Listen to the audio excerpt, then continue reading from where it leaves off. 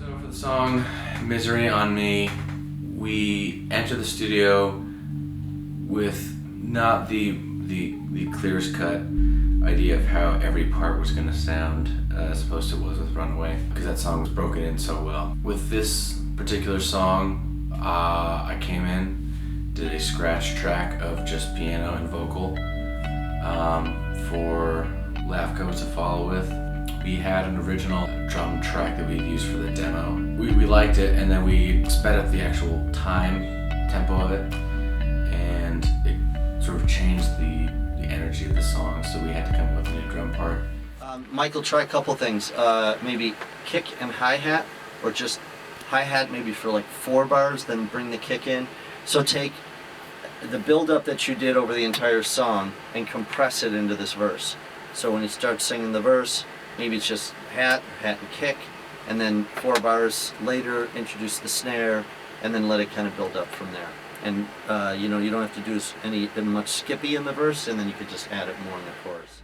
So we just were practicing and messing around with it a lot while we were in the studio, and eventually came to this really nice point, this really nice sort of medium of what we had originally anticipated, and this sort of modern, more high energy pop rock sort of drum beat, which we were all really satisfied with, and what Lafko ended up putting on tape sounded really good, and I think we're all really stoked on it. I was super impressed by Savannah's work and some of the clever things that she decided to add to the song, and there are some aspects that she included into it that gave it this feel that had their own elements of a hook in it, which I was not expecting, but it added a really important character to the song.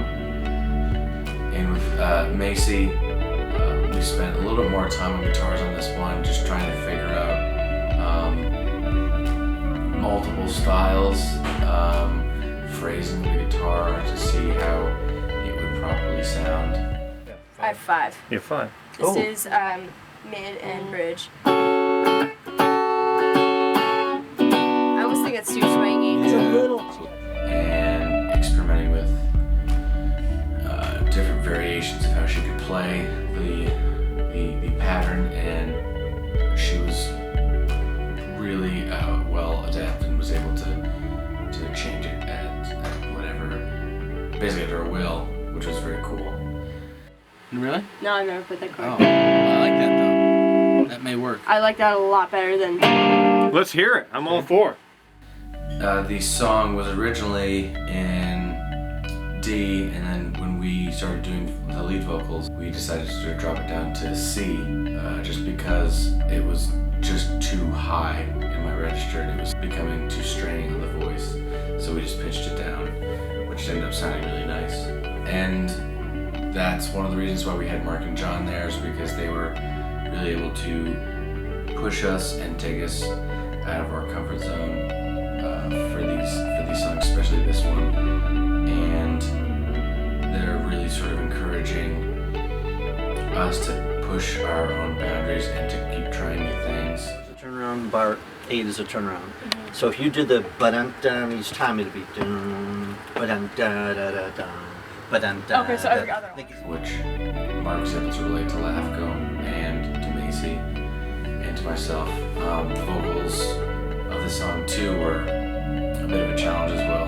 We were in there for probably almost 2 or 3 hours, really being nitpicky and meticulous to make sure we're getting the best take. I wanted to be able to take across that vindictive or almost spiteful kind of lyrics, because that's kind of what I was feeling at the time, and laying it on top of something that has a real gospel or blues vibe just seemed to fit, because it goes from that sort of angst or emotion or heartache or whatever.